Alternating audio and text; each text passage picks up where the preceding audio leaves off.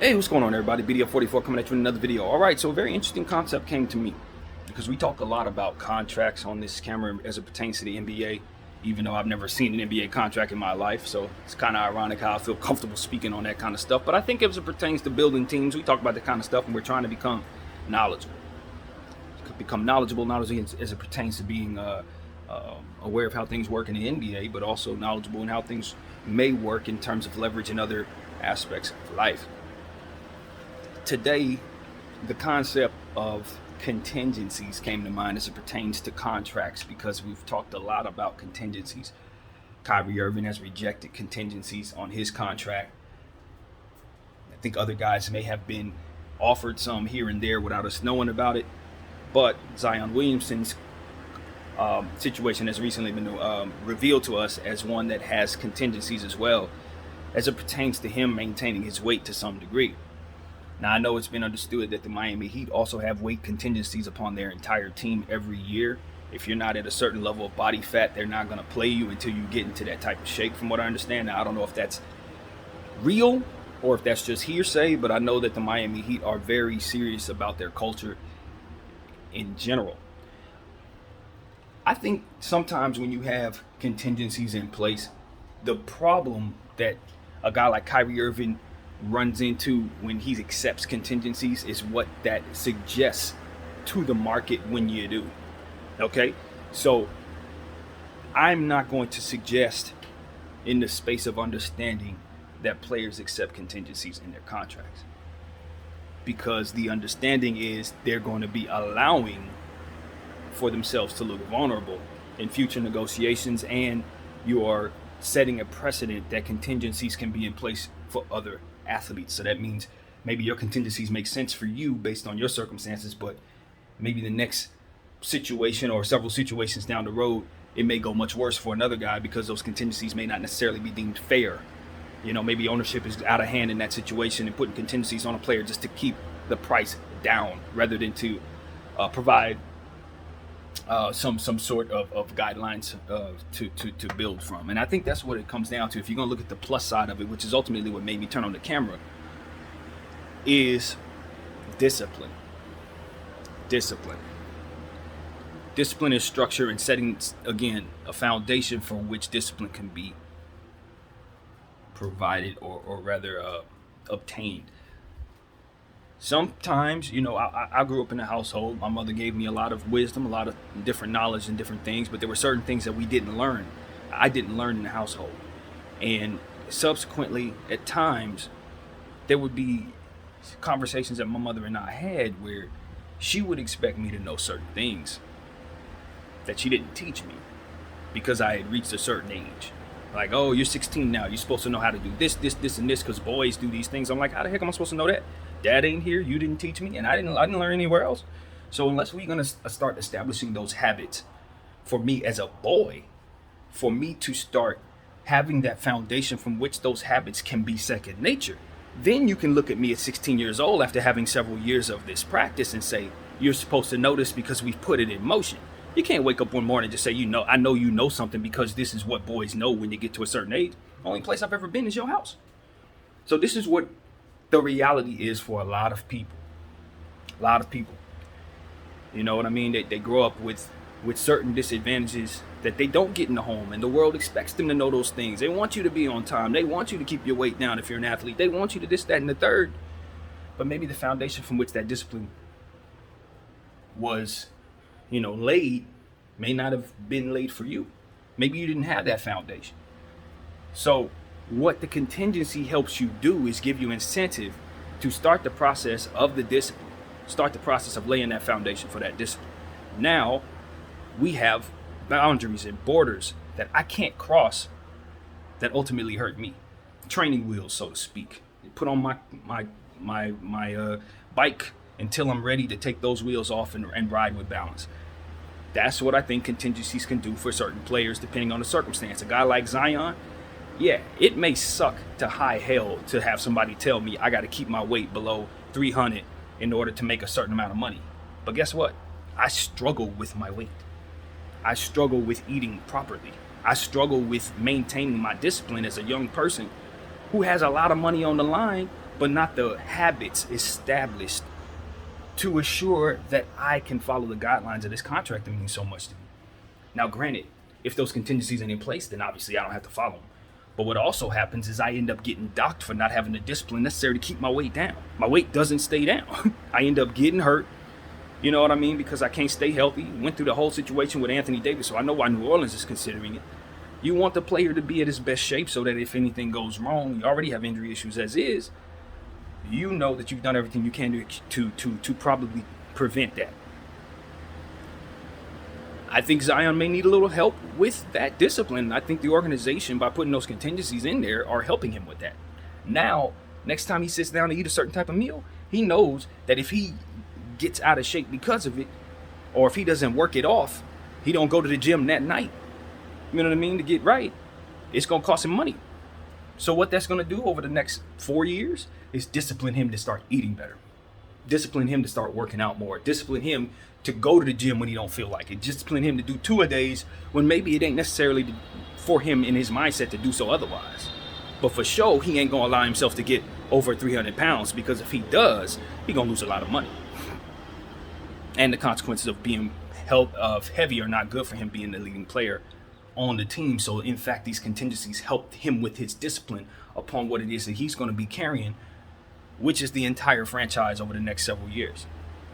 So if he doesn't start these habits, he's not going to live up to the expectations that not only does the organization have for him, but that he has for himself. So that's what the contingencies actually do. They provide the guidelines for which that discipline can be established. And then it becomes second nature, and then he's good to go for the rest of his career because he established these things young. I think about Russell Westbrook, and if in OKC it was incumbent upon him to run certain plays without being able to be explosive, so to speak, without being able to take advantage of his athleticism, if they forced him to run Jason Kidd drills every day, run, Steve Nash drills that made him better fundamentally, by the time he got here to Lakers, oh man, he wouldn't have none of these issues. His athleticism wouldn't have been something that he was relying upon so much in his shell shock that he doesn't have no more, because the fundamentals would have took over. Boom, now I can switch into what I need to do, work the mid-range game, work on my defensive principles, start making plays for different players, doing everything but the things that ultimately we saw him struggle with, because they would have otherwise been second nature, having worked on them all the way up until that point.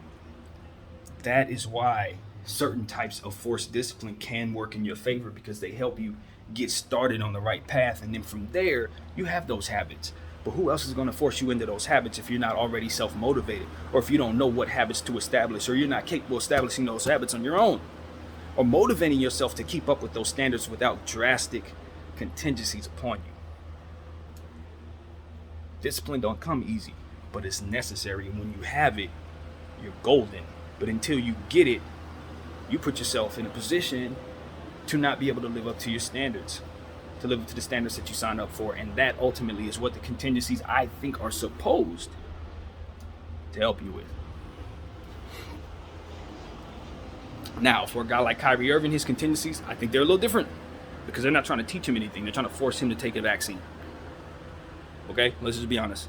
They're not trying to teach him how to keep his weight down. They're not trying to tell him to show up on time. You be here on time, or we're docking you pay. No. They're saying you put something in your body that's foreign to you, or this, that, and the third. And so that's a different type of situation, and I think it has to be set aside accordingly. But as far as all these other different contingencies that may be possible, specifically Zion's and things of that nature that help the player keep his weight down, help the player establish those habits of discipline. I think if the player is having trouble with establishing that on his own, that should be something that shouldn't be shunned as a good idea.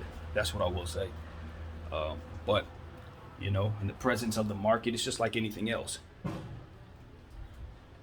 In regards to the NBA, if you want to take a pay cut, for example, to help boost your team so you have a bunch of guys that you want to play with, yes, you're helping your team, you're helping yourself to a good team, but it has reverberations across the market as well. So there's a give and take to every situation, including this one. You let a guy get to a point where he's in a good position on your team, and then ultimately trade him away. Maybe can't replace him, things of that nature. It's just a lot of things that can ultimately go wrong. You don't want to find yourself in a situation where you don't have pieces in place that can live up to what it is that they're signing up to do. You got guys that are signing on for big contracts, obviously can't live up to it. You know what I mean? So it's like that's what we are trying to figure out a way. I guess when I say we, I'm looking at the NBA. They are trying to find a way to make it so that guys are more likely able to fulfill their demands or whatever's upon them on these contracts. You know, yes, there will be the guys like KD who will want out of these contracts, things that in situations like that, but there'll also be guys like Anthony Davis who are going to need some fire lit under them, right, to fulfill those demands, and would be willing if that fire's lit. You know what I mean? But otherwise, gonna have trouble with it and may even feel bad about it. You know, with myself in regards to things I'm not very disciplined about, you get frustrated. You wish that discipline was in place. You know what I mean? It's like you want to establish that foundation, so to speak. So,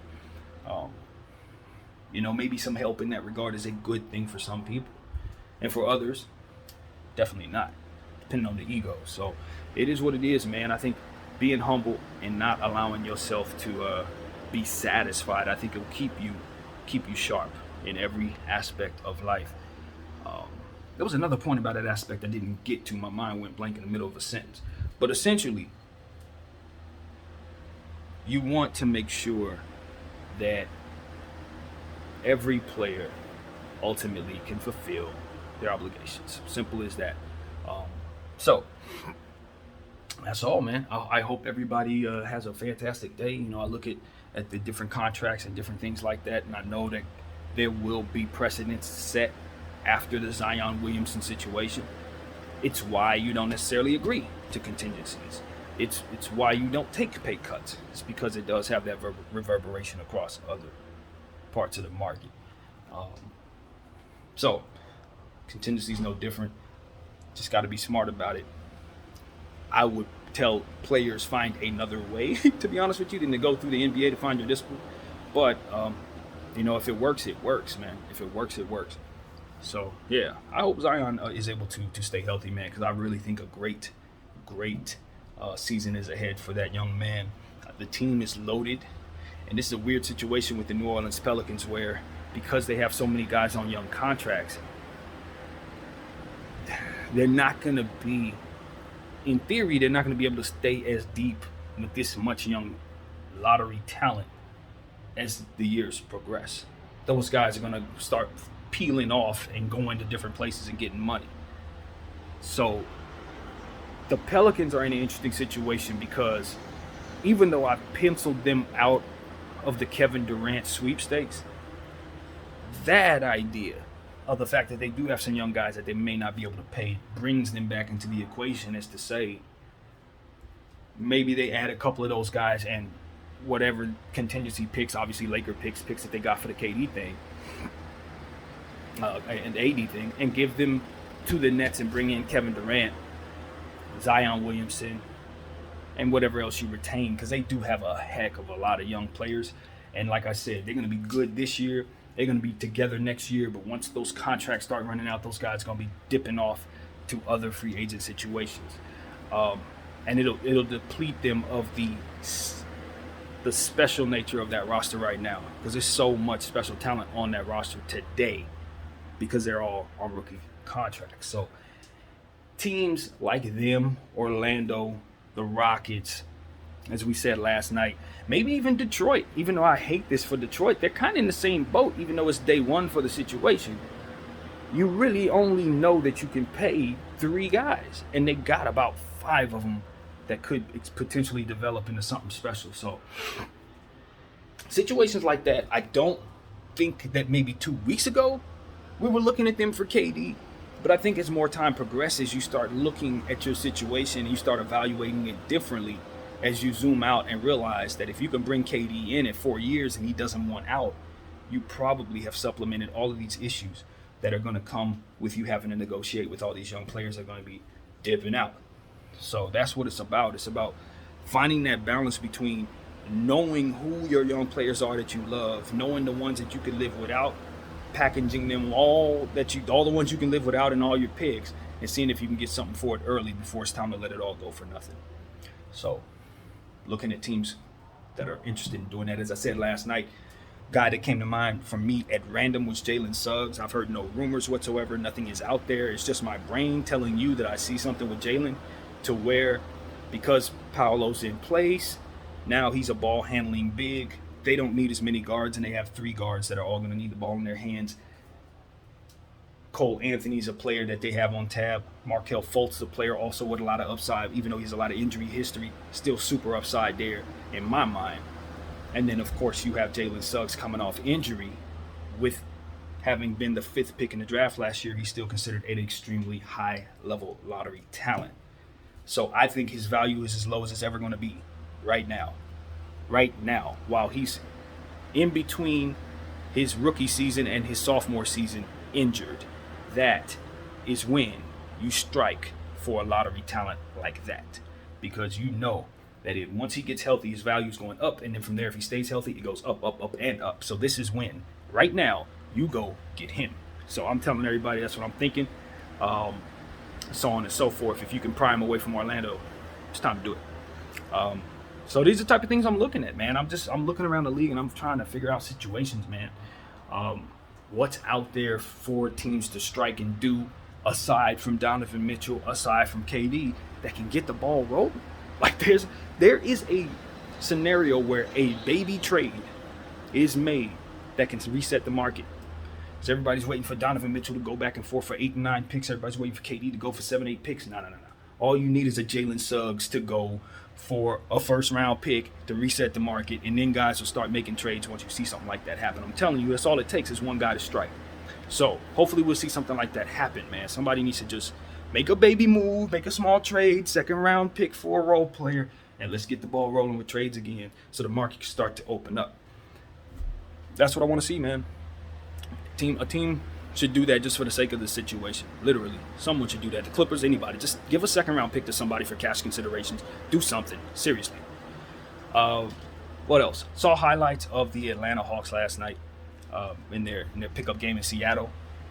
I'm trying to remember. I know there was 2 games played. One of them was with DeJounte and Trae Young and John Collins. That was fantastic. Watched a little highlights on that.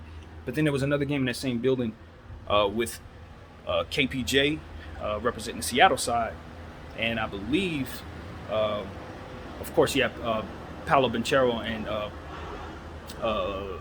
what's his name, Holmgren representing for the away team, and they blew KPJ and the Seattle guys out. But that was a fantastic display. I enjoyed a great deal of that, watching Paolo and Holmgren ultimately show us why they were picked 1 and 2. And I'll tell you the truth, man, I'm super excited about both of those prospects. I think they're both going to be all-stars many times over. And I'm comfortable with both of those players. I would have taken Chet first. I think I've already said that. But that's flopped around a lot, man. I had Paolo 4th at one point, and then I learned more about his game and just changed my tune there. So I'm just a big fan of Holmgren's guard-level skills at 7-1. And the fact that he can block anything and everything.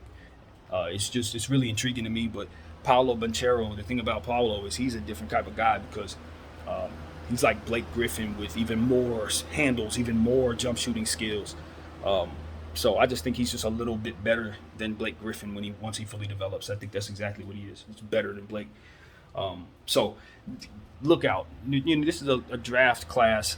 As I've told you guys, they, like last year, most of these guys are going to be in good situations.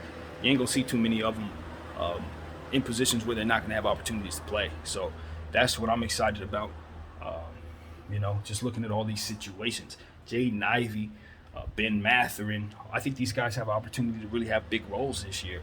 You know what I mean? So just looking around, Terry Eason. There's so many guys, man. I'm telling you, forwards all over the place. OKC got them. Cleveland got them. You know what I mean? Houston got them. So I'm just excited about the league. And now that we're only 3 days away from signing day, to where a guy like LeBron James can sign his extension. Everybody sits on edge and finds themselves wondering what he's going to do. And so, it's one of those situations where if he does the wrong thing, I'm worried what the Lakers are going to do next. That's my thing. If he doesn't sign the extension, I'm worried about what the Lakers are going to do. Cut and dry, because I just think that Jeanie Buss is in a place where she has thrown hints around that she's not pleased with the era. You know what I mean? And even though she's not sitting up here saying she's unhappy with LeBron James, Jeanie tends to be vocal about who she is happy about. You know what I mean? That she will let you know, I love this player. I'm happy about that guy.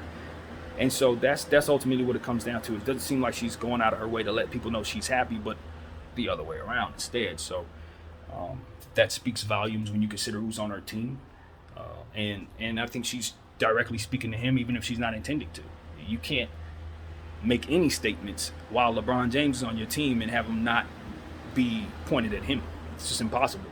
So clearly that's a thing. And another thing that stood out to me, very interesting, is in watching reading the statement that the Boston Celtics released, sending their heartfelt love to the family of Bill Russell. They mentioned very similar words in their statement about sacrificing and making sacrifices for the betterment of the team. They worded that the exact same way Jeanie did. It was just like they were echoing her words as it pertains to their love for their player. And they were saying that Bill did those things. He sacrificed for the betterment of the team. He put team goals first. The same words she used were the same words they used. And I picked up on it. I'm pretty sure a lot of you may have as well. I know owners talk. I also know the Celtics and the Lakers are big rivals, but they're not big rivals as it pertains to, I don't believe the Lakers and the Celtics hate each other behind the scenes. I don't think that, of the Lakers and San Antonio's history there. You know of certain teams, the Lakers and the Pacers have had some history there. So you know that behind the scenes, there's not all love between everybody. But the Lakers and the Celtics, I don't think they have that problem in real life. It's just for the game, we definitely are the biggest rivals. But I just wonder if there's conversations amongst owners, because I just feel like owners are speaking to each other when I see stuff like that. When I see you saying the same thing she said in your statement, I'm just assuming y'all talking. So it's a lot, man. It's a lot to consider. It's a lot to digest. And you just understand that owners ultimately want players to sacrifice. That's the thing. They're lockstep in what they're saying. That's the point of what I'm saying. They are in the mindset of promoting the idea that players need to sacrifice for the betterment of team goals. And I say but as someone who's on the side of the team. Players have their own agendas, and they cannot effectively align with the timeline of the team in most cases. And there has to be some understanding from the owners. Has to be. Because you guys are supposed to be the adults in the room, so to speak.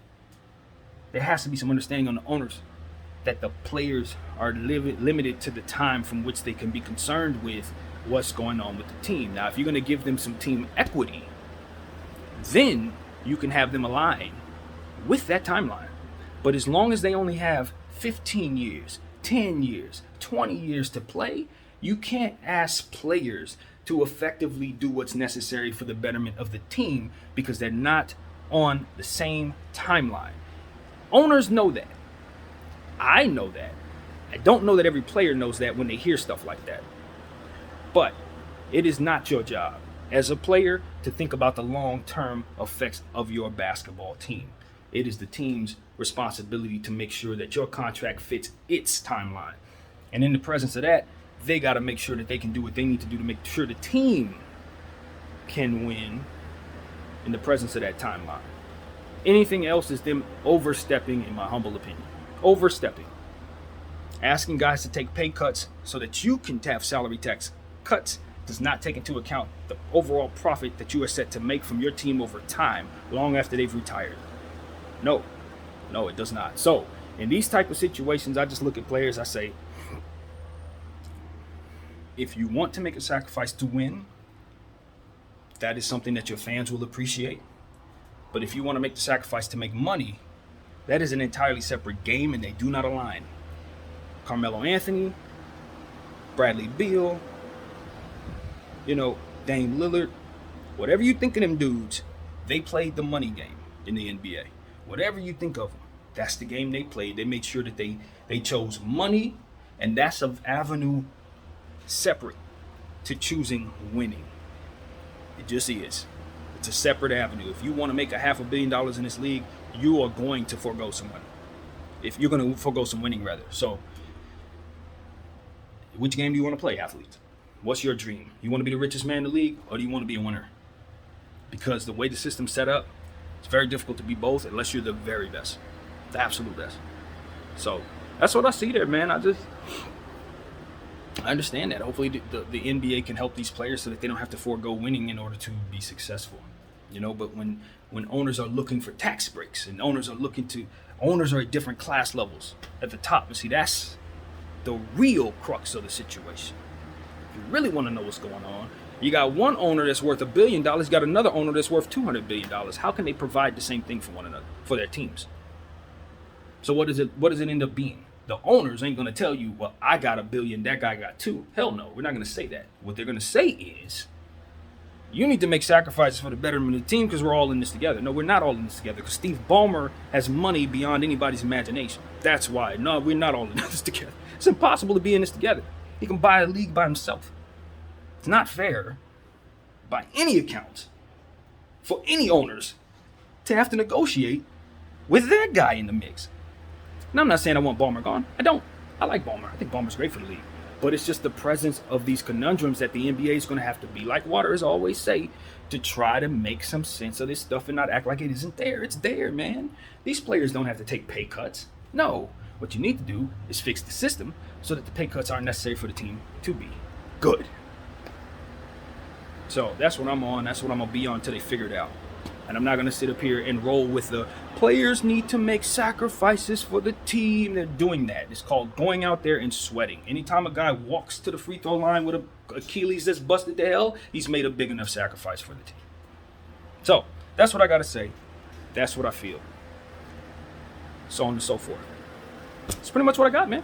That's BDL 44 for you. I thank you all for watching.